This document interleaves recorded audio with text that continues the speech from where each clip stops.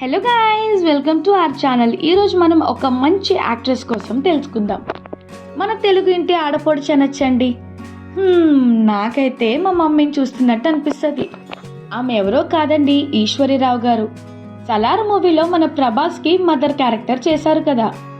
ఆమె 13th June 1973లో ఆంధ్రప్రదేశ్లో ఉన్న తణుకు అనే ఊరిలో పుట్టారు.